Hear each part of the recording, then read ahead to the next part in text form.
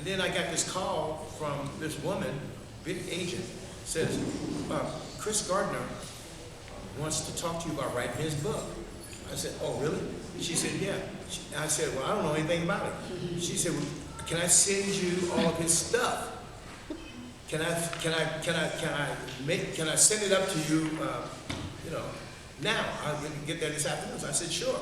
So she sent it up to me, and I got this big package, and I opened it up. And then Sydney, that Sunday, called me up and says, it was funny. She says, my friend Chris Gardner wants you to write his book. I said, I just got a package about Chris Gardner, and I talked to him. He called me on the phone. And he says, I want you to write my book. I love your book and love that book. And I said, both your books. And so I want you to write my book. I said, I got to meet you, man. He says, what you want to do? I said, well, let's see how we like each other. So we met on 57th Street in this restaurant. He's a big guy. If you've ever seen him, big guy. He came up, and I researched and saw the picture. He walked in, I said, hey, sit down here, man. So he sat down, and he started talking. And I liked him like that. And then he has an apartment in the Trump Towers. So I said, well, let's go talk about it. So we went to the Trump Towers, his apartment. And I said, okay, this is what I want you to do. I want you to run it to me and convince me that I'm, in your own voice, tell me your story in your own voice, and convince me that should write your book. And because I turned out a lot of books.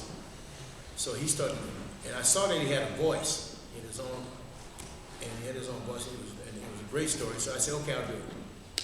And if we agree on the money. I said, because this is a business agreement. You know what I mean? And we did, and that's what it was. And it was on the New York Times bestseller list for 40 weeks, and #1 for 20. So I was happy about that deal, about that agreement. You know what I'm saying? So that's how that happened. That's how that happened. He used to come to my house, and I'd interview him every day when he was in town. Did you like the movie? Yeah. The movie was only a slice of this book, though. The movie, movies, because listen, I was the consultant on the Miles Davis movie, and the Miles the autobiography. So they're doing it on this book. The reason I thought they should do it as a 6-part television series for HBO, because it's 45 years. So if you got 45 years, you cannot do it in 2 hours. That's right. Which is what Hollywood wants to do. That's right. You just can't do it. You can't do it in 2 hours.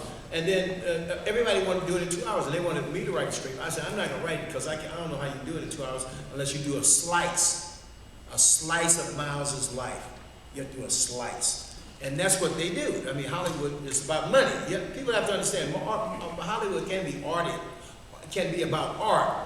But first and foremost, it's a business about money.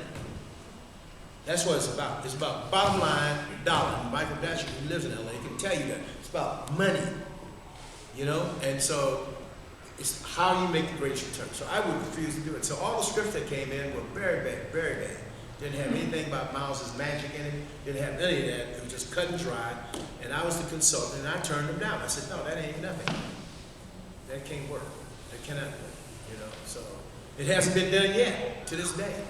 This one was only covers 4 years, 4 or 5 years, with flashbacks. So you can do that in 2 hours. See, you can do that. It's easy. Not easy, but it's you can do that. It's about friendship. My friendship with Miles Davis, poet and a musician, and their wives and their girlfriends and all the other stuff that come in.